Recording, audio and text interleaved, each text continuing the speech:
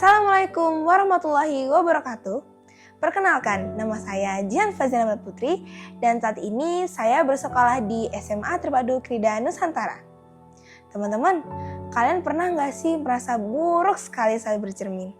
Nah, buku ini yang berjudul Kamu Tak Harus Sempurna bisa memberikan solusi kepada kalian yang selalu merasa buruk. Buku ini ditulis oleh Anastasia Satrio MPSI PSI yang terbit pada tahun 2020 di Margahayu Permai, Kota Bandung yang diterbitkan di Irama Widya. Buku ini berjumlah 112 halaman dengan ukuran buku yaitu lebar 12,5 cm dan panjang 19,5 cm. Mengapa saya memilih buku ini? Karena buku ini mengajarkan kita mengenai cara menjaga dan merawat emosi kita. Seperti mengelola kecemasan, mengubah mindset supaya menjadi lebih baik, dan mengajarkan kita untuk selalu berpikir positif. Buku ini juga menumbuhkan niat kita untuk tumbuh dan menyembuhkan diri dari pengalaman relasi yang menyakitkan atau yang bisa disebut toksik. Buku ini juga mengajarkan kita mengenai cara menerima dan menyadari emosi kita yang kita rasakan. Tema pada buku ini diambil dari hasil pengalaman penulis saat ia menjadi psikolog. Ia ingin membahas seputar problematika remaja dalam kehidupan sehari-hari dan ia ingin memberikan upaya untuk berdamai pada diri sendiri.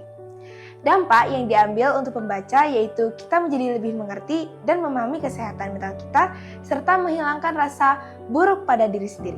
Buku ini sengaja ditulis dan disajikan dengan bahasa keseharian yang tidak terlalu monoton serta dengan bahasa yang singkat, padat, dan jelas. Buku ini menjelaskan kepada pembaca layaknya orang tua yang memotivasikan anaknya untuk selalu berpikir positif. Walaupun buku ini berjumlah 112 halaman, buku ini terdapat sangat banyak materi yang dijelaskan secara singkat, padat, dan jelas. Sayangnya, pada penulisan kalimat pada buku ini, terdapat tanda baca yang tidak tepat pada kosakata. Dan beberapa kalimat di buku ini agak sulit dipahami oleh orang awam. Di buku ini terdapat satu poin yang sangat memotivasikan hidup saya agar lebih bersyukur pada diri sendiri. Terletak pada halaman ke-38 yang berkata, "You are enough." Tanggung jawab terbesar kamu adalah belajar menerima dan mencintai diri kamu sendiri. Kemudian belajar merasa cukup dengan diri sendiri. Kadang, saya merasa bahwa diri saya ini tidak bisa seperti teman saya yang memiliki prestasi yang ia raih. Saya selalu membandingkan diri sendiri dengan orang lain sehingga saya merasa bahwa saya itu kurang daripada orang lain.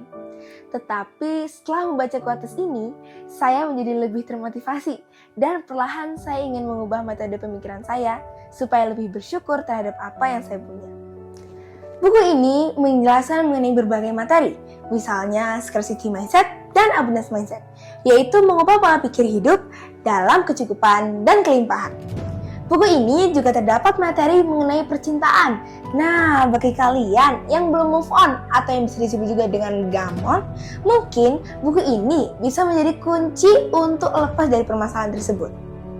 Buku ini juga membahas tentang cara memproses emosi diri sendiri, mengelola kecemasan, belajar mengenai spiritualitas seperti spiritual self-care, mengenai kekuatan diri, dan mengenal sensibilitas, yaitu sumber pusat pribadi manusia yang tugasnya merasakan perasaan dan emosi, menerima pesan, dan memancarkan pesan.